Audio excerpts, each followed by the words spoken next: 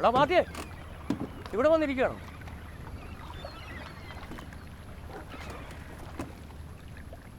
ഞാൻ നിന്റെ വീട്ടിലൊക്കെ നോക്കി. വീഡിയോ കണ്ടപ്പോഴാണ് ഞാൻ കാര്യങ്ങളൊക്കെ അറിയുന്നത്. ഇതൊരുമാതിരി കടലിൽ നിന്ന് തോറിയം ഖനനം ചെയ്യാൻ കേന്ദ്രത്തോട് ആവശ്യപ്പെട്ട് സംസ്ഥാന സർക്കാർ.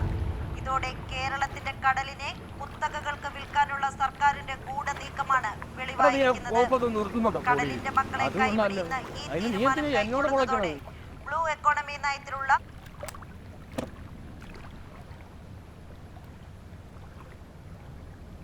എന്തല്ലേ?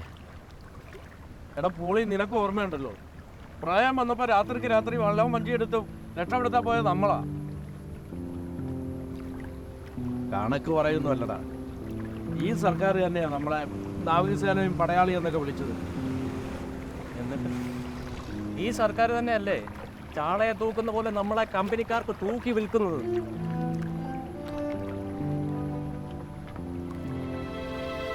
ദേഷ്യപ്പെടുവൊന്നുമല്ലടാ, ഒരു വിഷമം. സിനിമയെ പറയണത് പോലെ നമുക്ക് അവസാനം കടലമ്മ തന്നെ. കടലമ്മ മാത്രമല്ലടാ, ഒക്കെ മാറും. കേസി വരും, ഒക്കെ മാറും. മാറ്റം വരുന്നത്